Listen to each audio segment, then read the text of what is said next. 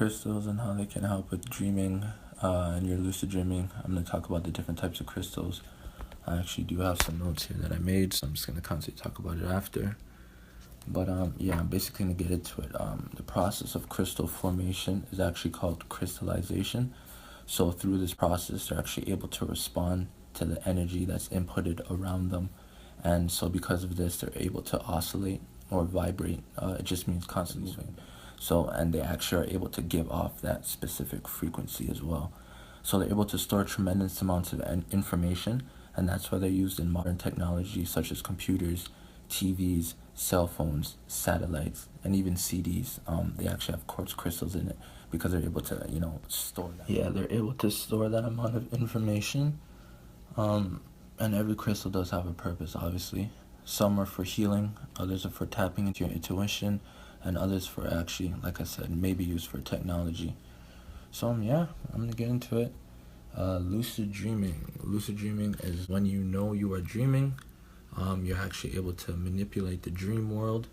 Examples like flying, teleportation, instant manifestation, visiting your old dreams, doing work in a sense, like actual doing homework and studying. These are some examples of things I've done. Having conversations with people, whether it's yourself. Actually, I've spoken to myself before, which was pretty cool. I've actually spoken to people who have passed away. I'm not going to name any names, but just little things that you can do. So some crystals I'm going to talk about are the clear quartz. So this bad boy right here, the clear quartz, is good for dreaming. I've used it for clarity. It definitely does store, transmit energy. I've done a lot with the clear quartz, actually. This is my crystal ball. So it is good for dreaming, dream recall, and dream work. So you being able to retain information from your dreams. Like I said, it does absorb, store, balance, focus, transmit energy, and it also does help with clearing your mind.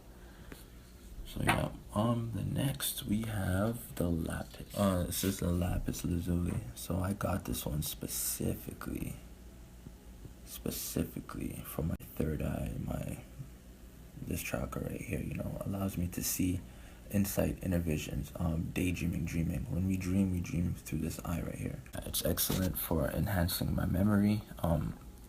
I always recommend it. Any crystal that does enhance your memory, definitely get it, because it will enhance your dream recall memory as well.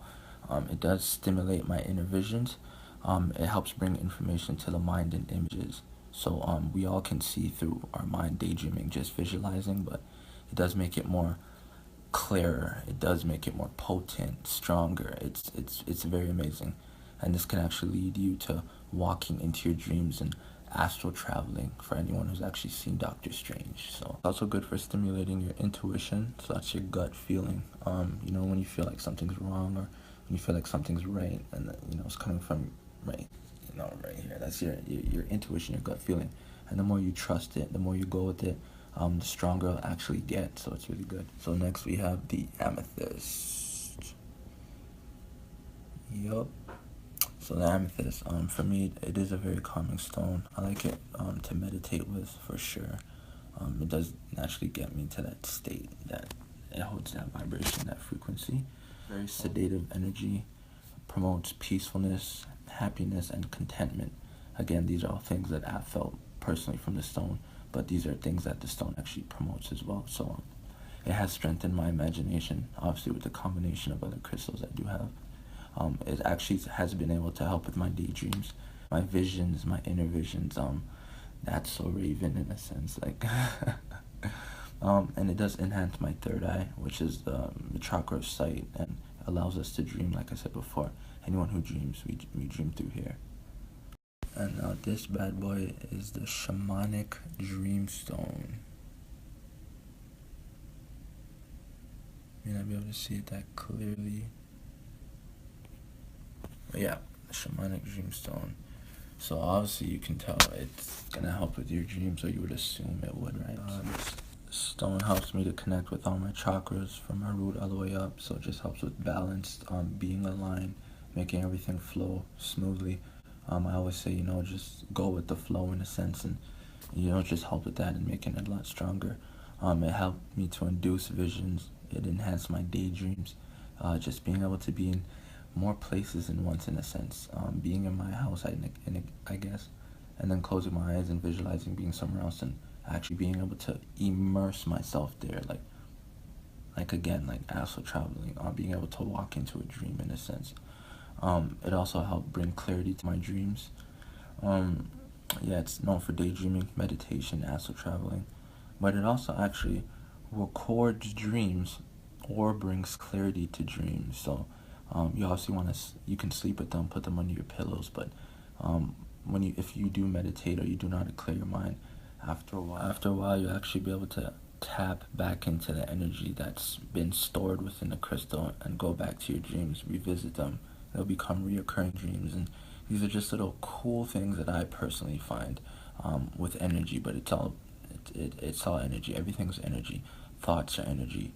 So when you think something and you're sending that energy towards, the crystal, it's going to be able to store it. Just like positive and negative people. When someone's positive, they they give off positive energy, and then the people around them are able to pick up on that. And we've all been around positive people, and we've all been around a negative person. How misery loves company. When someone else is negative, they naturally will give off that energy, and the people around them will start being negative. So these are just little things, just little. I also wanted to talk about brain waves and sleep paralysis, because it kind of goes with the whole crystals and how crystals are even able to do that. And obviously I mentioned earlier talking about how different crystals hold different vibrations and they hold different frequencies, and obviously through different things and being around a certain energy for a long time, it can help you either raise your vibration or lower your vibration depending on what it is. But there's different kind of brain waves. So I kind of just put it right there. You got your beta, alpha, delta, theta, and gamma, and they all basically get you to different states. So quickly, beta is awake, normal, the alert consciousness. Alpha, physically and mentally relaxed, awake but drowsy. Delta, the deep, the dreamless sleep, loss of bodily awareness. Then you have theta, which is reduced consciousness, deep meditation, dreams, light sleep, REM sleep, and gamma is heightened perception. So different crystals that naturally. So these crystals basically do the same thing. You can visualize them as physical representations of energy, but they're solid. They don't fluctuate like we do. When we go out every single day and battle bad drivers, we battle stress, we battle all of this, these crystals are able to hold a solid vibration. That's why when it comes to dreaming, they're very good, especially when you keep them around you. And then I just wanted to talk about sleep paralysis very quickly, because some people may be experiencing it and may be afraid of it or fearing it, but they not necessarily know what they're fearing. And I'm just saying from experience, there's nothing to fear, but I will explain quickly. Sleep paralysis is when your physical body is asleep. Your physical body is asleep. But we experience sleep paralysis because our mind is still awake. It's the transitional state between wakefulness and sleep. So that's actually the in-between. Sleep paralysis is a defense mechanism. So for people that sleepwalk, those are the people that don't experience sleep paralysis. Basically, our motor functions are shut off to stop your body from carrying out actions while you're dreaming. So if you're swimming in your dream or you're walking, if you're actually walking, while you're sleeping, you could walk into a wall, you could walk down the stairs, walk up the stairs. And like I said, for the people that don't experience sleep paralysis, it's like for whatever reason, their body's not fully able to go to sleep. So when they are dreaming, they're actually acting out their dreams in the physical. But for the people that experience it, or they feel like there's a weight on their chest, or they're starting to hear sounds and etc., you need to understand that your mind is very powerful, and anything you think, it will manifest. Your fears, your insights, your joys, anything will. And you will hear certain things because you're shifting consciousness, you're shifting frequencies. You'll be tapping into different things. Not all of it's gonna make sense, but you need to understand that, like I said, it's just that transition state. So while you're in sleep paralysis, if you just allow it to flow, you can actually visualize your dream and go right back into your dream. But if you try to fight it, then it's like you're keeping yourself in that middle state, and then you're gonna feel like you can't move. But you'll feel like you can't move because you can't move, and that's exactly what your body feels like when you are sleeping in your dream. We're just unaware of it. That's why when we wake up and we feel it, we get so shocked, because that's something we're not conscious of. We're not consciously aware. So anyone that does experience sleep paralysis, you are just conscious of what your body goes through when you are dreaming and you're off in La La Land or Neverland. So don't worry about it. There's nothing to fear. There's nothing to be scared. If anything, go right back to sleep. You can even start visualizing where you want to go. If you're that powerful, if your mind is that strong, if you have that much awareness, these little things will help you. So yeah, happy dreaming. Remember dream journaling. Even if you don't remember anything, still write down that you did not remember anything. You're going to slowly get your mind into the habit of recording your dreams. You're going to program your consciousness to want to believe that you actually want to record your dreams. So it's actually going to start helping you record your dreams. Your dream recall is going to be heightened, etc., etc. So these little things help. So anything, if it's a color, feeling, person, write it down and watch over time. If you get consistent with it, you're going to realize you're going to start having more and more to write down.